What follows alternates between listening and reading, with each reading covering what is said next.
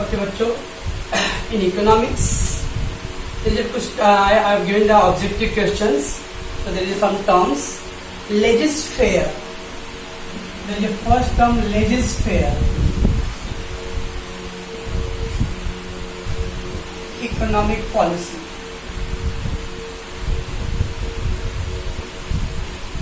Okay, बच्चों, laissez-faire economic policy means what? It is a French word. क्या है?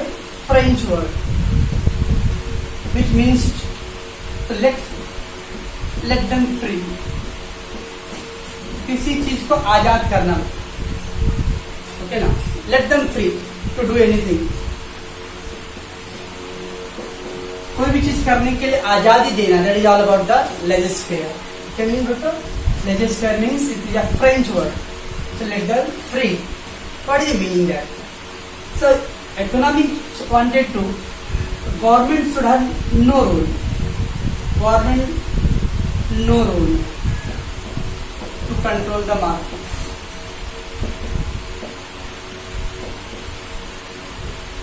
Market को कंट्रोल करने के लिए बच्चों गवर्नमेंट का there should be no role. Okay, let the private will do all the things. That is all about laissez-faire economic policy. Okay. So laissez-faire is a French term which means the leave alone. Leave alone. मेरे को अकेला छोड़ दो. अकेला छोड़ दो मतलब who saying that? Private company saying that हम लोगों को बिजनेस करने दो. Government should not intervene. Government इसमें कोई कंट्रोल नहीं करना चाहिए. ओके बच्चों. और let free to do something. कुछ फ्री करने दो उनको करने के लिए. किसको? प्राइवेट वाले. राइट बच्चों. So we use the derived term of principle. The less government is involved in the economy. So French economists they always believe that government का इकोनॉमी में रोल क्या होना चाहिए बच्चों? लिमिटेड होना चाहिए. Okay. Let the private will do. जितना government का रोल लिमिटेड रहेगा बच्चों तो प्राइवेट को उतना ज्यादा स्कोप मिलता है. Okay. And they will do a lot. Okay. So less government involve in the economy it is better of the business will be. तो जहाँ पे गवर्नमेंट का कंट्रोल कम रहेगा बच्चों इससे वहाँ मार्केट बेटर रहेगा. Like France, America, all the European country बच्चों जहाँ पे गवर्नमेंट के कंट्रोल कम है उसको बोलते हैं कैपिटलिस्टिक कंट्री. जहाँ पे गवर्नमेंट का कंट्रोल कम होता है बच्चों वहाँ प्राइवेट वाले लोग को फुल फ्रीडम मिलता है बिजनेस करने के लिए. Right. So will be extended the market and the society as a whole. ठीक है. इससे क्या होगा? मार्केट एक्सटेंड होता है बच्चों और सोसाइटी को भी बेनिफिट है. Right. So laissez-faire economy are the key part of the free market capitalism. Let the market free. Market पे गवर्नमेंट का कंट्रोल रहना चाहिए. मार्केट खुद डिसाइड करेगा. अगर डिमांड ज्यादा है बच्चों तो क्या आएगा? Price will increase. डिमांड कम है तो दुकानदार प्राइस कम कर देगा. सो अल्टीमेटली laissez-faire मीन्स बच्चों let the private will do something without any intervention of government. बिना गवर्नमेंट के कोई कंट्रोल के बच्चों प्राइवेट वाले को कोई भी काम करने का अलाउ करना. That is all about the laissez-faire economy. Right बच्चों.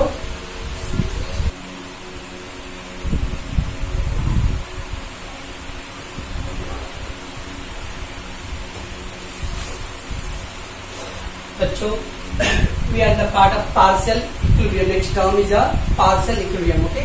Last time we did the laissez-faire. Right. Now it is a partial equilibrium. Partial equilibrium is bachcho the microeconomy based on the single variables. Microeconomy based on one variable. Okay. And the other variable remain constant or remain same, remain unchanged, whatever you call word. Same, constant, unchanged, whatever you call. Remain same. अल्फा Marshall क्या होता है कि market economy जो होता है वो only one variable पे डिपेंड होना चाहिए. बाकी सारे वेरिएबल क्या होना चाहिए? रिमेन सेम होना चाहिए. ओके बच्चों. सो प्रोफेसर अल्फा मार्शल सेइंग है to study a particular problem. कोई भी प्रॉब्लम का स्टडी करना है we have to take one variable at a time. एक वक्त में खाली एक ही वेरिएबल को कंसीडर करो. Rest of all other variable should be remain same बच्चों. और अल्फा Marshall saying any problem we have to study we have to just only concentrate on the one variable. Rest of all variable remains same. Let's example the law of demand. So law of demand, the demand varies inversely with the price. अभी chapter number I think 3rd है. Law of demand analysis. It is one principle. इसके principle given by the Professor Alfred Marshall. Demand varies, vary मतलब change, inversely मतलब opposite with the price. The demand vary inversely with the price, but ये inverse मतलब opposite. It means when the price increase demand decrease, और when the price fall demand rise. Means अगर महंगाई बढ़ेगा तो लोग demand कम करेंगे बच्चों। पर मेरे को आप बताओ, आज के जमाने में एजुकेशन सस्ता हो गया, महंगा है। देखिए आपको बहुत रेयर घर मिलेगा बच्चों जहाँ पे फैमिली में आप बच्चों पढ़ाई घर में नहीं कर रहे हो, कितना ही महंगाई हो, स्टिल द एजुकेशन डिमांडिंग, कितना ही महंगा हो लेकिन दवाई करा रहे ना रिक्वायरमेंट का। इट मीन्स प्राइस इंक्रीज होने पे भी तो डिमांड बढ़ रहा है। ओके, यहाँ तो बोला है प्राइस इंक्रीज हो डिमांड कम हो रहा है। Why? Because the other variable remain the same. Like बच्चों इनकम, लोगों की आमदनी बढ़ेगा तो प्राइस महंगा हो या सस्ता हो उसको क्या फर्क पड़ता है? If the people having more income, they will demand more. लोगों का टेस्ट हैबिट, अभी लॉकडाउन में देख रहे हैं दारू बंद था, फिर अचानक चालू किया बच्चों, तो सोचने लगे 2-3 किलोमीटर 4 किलोमीटर का लंबा लाइन लगा हुआ था। सस्ता था क्या? नहीं, उल्टा गवर्नमेंट ने उसमें 50% 60% एक्स्ट्रा टैक्स ऐड कर दिया था। Still people demanding more because the people having the taste and habit. Okay, it's not only the price decrease तो डिमांड ज्यादा होगा, प्राइस महंगा होने पे भी लोग डिमांड कर रहे थे। क्यों? क्योंकि लोगों को टेस्ट और हैबिट पसंद था उसकी। वेदर कंडीशन, अभी रेनी सीजन चालू है तो अम्ब्रेला का डिमांड इंक्रीज। क्यों? बारिश में अम्ब्रेला सस्ता मिलता है? नहीं। विंटर में blanket, sweater, shawl demand increase. By weather condition. It's not we can say the price की वजह से खाली डिमांड कम और ज्यादा होता है बच्चों। There is other factor also, इसके होते हैं बच्चों फैक्टर्स, अदर वेरिएबल्स मतलब factor, these are other variables. तो one variable as a remain constant, it means इसके वर्ड होते हैं फैक्टर्स होते हैं और डिटर्मिनेंट्स। जो फैक्टर्स एंड डिटर्मिनेंट्स होते हैं। सो अदर फैक्टर और डिटर्मिनेंट रिमेन सेम इनकम के, like same with the population. When the population increase the people demand more. And future expectation, गाँव जाना है बच्चों अप्रैल मई में, तो लोग क्या करते हैं अप्रैल मई में अगर टिकट निकालना तो क्या करेंगे? 2,000-2,500 रुपये मिलेगा तत्काल टिकट, तो लोग पहले से ही क्या करते हैं 4 महीने पहले टिकट बुक कर लेते हैं। वाई? बिकॉज फ्यूचर में प्राइस और इंक्रीज होने वाला है। तो let demand early first. It is all about the partial equilibrium. Partial equilibrium means the economy is based on only one variable at a time and other variable remain same. Variable के बच्चों बोलते हैं हम लोग factors और determinant बच्चों। तो बाकी फैक्टर डिटरमिनेंट क्या होना चाहिए? रिमेन सेम होना चाहिए। बाकी एक ही वेरिएबल लॉ ऑफ डिमांड के लिए कौन सा बच्चों? प्राइस। तो प्राइस की वजह से डिमांड हो। अल्फा मार्शल अज्यूम करता है कि बाकी सब में कोई चेंजेस नहीं आया है, लेट द मार्केट में खाली प्राइस अप एंड डाउन हो रहा है। तो देखते हैं पब्लिक क्या रिस्पॉन्स देता है। तो अल्फा मार्शल ने क्या रिसर्च किया कि अगर सारे वेरिएबल्स अगर सेम रहेंगे तो अगर प्राइस इंक्रीज होता तो people will demand naturally less, और प्राइस सस्ता हुआ तो पीपल विल डिमांड मोर। क्या बच्चों? That is all about the partial equilibrium. Friends, next term is the कर्टियस पैरिबस। कर्टियस पैरिबस क्या बच्चों? इट मीन्स द कर्टियस paribus means the assumption or condition. कर्टियस paribus means assumption, condition. You know already the features of microeconomy. Microeconomy based on certain assumption. Assumption मतलब बच्चों condition. Okay. It is terms कर्टियस paribus. It means the assumption. Okay बच्चों. Or we can say the other thing being same.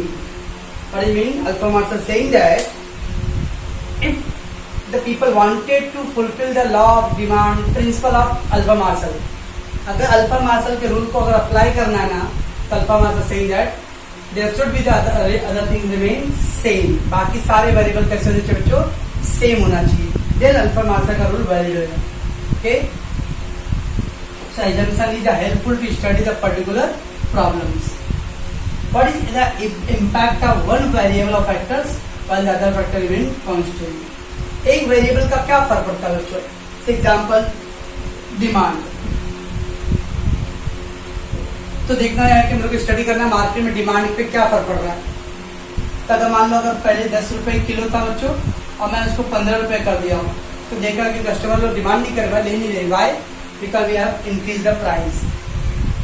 अगली बार क्या किया मैंने 10 रुपए का वाला प्राइस 8 रुपए कर दिया, देखा public demanding more, it means what, because of the price change here इसका demand remain, demand is going to be change. क्या बच्चों, but there is other factor also, I say already, income, taste, वेजिट condition, habit, ये सब other factors होते हैं बच्चों। Alpha marks बोलता है अगर मेरे को लॉ ऑफ डिमांड का रूल अप्लाई करना है तो वन वेरिएबल पे कॉन्सेंट्रेट करो and assume that other variables are remain constant. Okay, the rest of all variables remain constant. Okay, so when we study the relationship between price and demand, the other factor we assume same. जब भी आप कोई भी price और demand का relation कर रहे हो बच्चों, क्या what is the relationship between price and demand, so we have to take only concentrate on price and demand, rest all factors should remain same बच्चों। ओके, अब कौन कौन सा अदर फैक्टर बच्चों, तो ऑलरेडी आपको इसके प्रीवियस वाले में था, में income, taste, population, habit, weather condition, ये सब रिमेन करना चाहिए, सेम रहना चाहिए बच्चों। Okay, so law of demand principle only valid if other variables or factor remain same. तो लॉ ऑफ डिमांड का रूल तभी अप्लाई होगा बच्चों जब सारे फैक्टर क्या होना चाहिए, सेम। क्यों, क्योंकि अल्फा मार्क्स बोलता है प्राइस की वजह से डिमांड चेंज होता है, बट मार्केट में बहुत सारे डिमांड ऐसे होते हैं जो प्राइस की वजह से नहीं। अब सपोज दैट दवाई महंगा है लेकिन एसेंशियल आइटम है, अगर रिक्वायरमेंट है तो खरीदना पड़ेगा। अभी महंगाई बढ़ता जा रहा है तो क्या करें, डिमांड चाहिए अपने को, बेसिक नीड्स है। सो रिमेंबर अल्फा Marx are saying that the law of demand और बहुत सारे जो भी प्रिंसिपल है बच्चों उसको अप्लाई करने के लिए वन वेरिएबल पे we have to concentrate and other variable को अज्यूम करते क्या रिमेन करना चाहिए, सेम होना चाहिए। ठीक है बच्चों, it is called catalyst पैरेलस। Right बच्चों, आई होप सो कि आपको क्लियर हुआ रहेगा।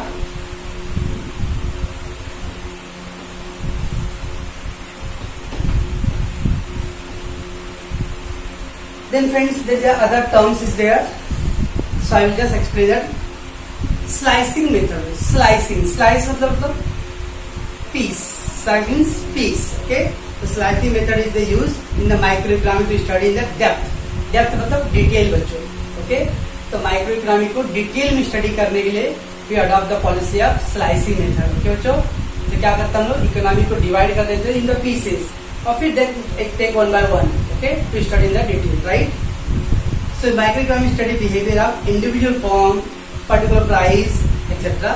rather than the aggregate. Of course, we are not considering the national income, we are not considering the employment, general price level, we are considering the particular person income, particular wages of the particular person. Can you remember?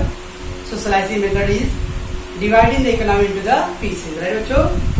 So speaking metaphorically, this method is of microeconomics applied to examine the particular tree and the not the whole forest. Of course, माइक्रोइकोनॉमी में क्या करते हैं बच्चों लोग, अगर कोई जंगल में गए, lots of trees is there but we only concentrate on single tree and फिर वो सिंगल ट्री के बारे में उसकी पूरी स्टडी करो डिटेल में। ओके, 12th में we got a 6 subject. Okay, but we have to concentrate only on one subject that is called microeconomy. Okay, क्यों ना भाई 6 बुक सारे बुक को एक में बनाना चाहिए था, सारे बुक को एक में बनाना क्या बच्चों, it will lot of burden to the one sir और students. So we have divided to 6 subjects. Let one subject, one teacher. तो अब इससे क्या है बच्चों, टीचर का वर्क इजी हो गया because the teacher also have to concentrate only on one subject and forget about the other subject. Right बच्चों, that is all about slicing method. Okay, and then we got बच्चों marginal analysis. Marginal मतलब additional, extra. Marginal means extra, additional. So marginal analysis introduced by the Professor Alpha Marshall is one of the important tools to use the microeconomics. It is study the variable through the effect of small changes. Yes, the additional change, extra. थोड़ा अगर market में कुछ changes कर रहा है तो उससे क्या फर्क पड़ने वाला अदर थिंग्स पे बच्चों। जैसे example price increase by 10%, people demanding less, income increase by, देखो इस समय जिंदगी में हमने कमाया, जिंदगी में हम सब लोगों ने कमाया बच्चों, लेकिन अब अरे 2-3 महीने का प्रॉब्लम आया, ऑटोमेटिकली पूरा मार्केट, पूरे वर्ल्ड का मार्केट कोलैप्स हो चुका। ओके, सो इनकम में चेंज आया, पूरा मार्केट बंद हो गया. तो that is the impact. So what is the change in the, what is the impact of one change to the other variables. अगर कुछ वेरिएबल में अगर मैं कुछ चेंजेस करता तो उसका मार्केट पे क्या फर्क पड़ता है बच्चों. That is all about marginal analysis, right बच्चों. So what will be the happen to satisfy if the consumer increase or decrease the consumption by small unit? Yes, अगर इंसान पर्टिकुलर प्रोडक्ट का अगर डिमांड अगर ज्यादा कम करता है तो उसका व्हाट इज द मार्केट पे इम्पैक्ट करेगा, राइट बच्चों. एंड लास्ट वन है economic efficiency. Economic efficiency it is how the condition efficiency can be achieve in the consumption and production. Efficiency मतलब बच्चों maximum production in the field of producer and consumer wanted maximum satisfaction. अगर दो बच्चों consumer हमेशा satisfaction को रखेगा and producer always wanted to maximum production and profit. Every producer wanted to produce more and more and get more and more profit. अब customer क्या सोचता है बच्चों, अगर 10 रुपए की चीज 8 भी रहेगा और सामने वाले ने 8 कर दिया फिर भी ऐसा कम करो ना, ठीक है. कंज्यूमर वांटेड थोड़ा सस्ता हो जाए तो मुझे और ज्यादा बेनिफिट मिलेगा, राइट बच्चों. So, economic efficiency involves the achievement of the following three efficiency. There is three words for बच्चों. Efficiency in production, efficiency in distribution, and efficiency in consumption. So, efficiency production means utilize the resources properly. Resources को proper use करना चाहिए, right बच्चों.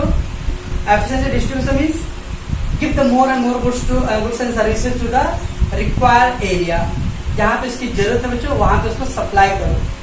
जब जहाँ requirement वहाँ supply करो तो कंज्यूमर गेट मोर सेटिस्फैक्शन. अब बच्चों जो जिसके पास ऑलरेडी है आप वहाँ पे सप्लाई कर रहे हो और जिसके पास नहीं है वहाँ पे सप्लाई नहीं कर रहे हो, बड़ी प्रॉब्लम. जिसके पास है उसको एक्स्ट्रा मिलते जा रहा है तो भी प्रॉब्लम है, और जिसका बेचारा है नहीं उसको मिल ही नहीं रहा तो प्रॉब्लम. तो अगर कंज्यूमर को सेटिस्फाई करना है तो supply the goods to the needy people और required place. Okay. So allocative efficiency involve allocation of only those goods which are most demanded by the people. और आप वही सारे गुड्स को सप्लाई मीन्स डिस्ट्रीब्यूट करो जिसका डिमांड मार्केट में ज्यादा है, ठीक है बच्चों. ये तो आपका इकोनॉमिक्स के टर्म्स.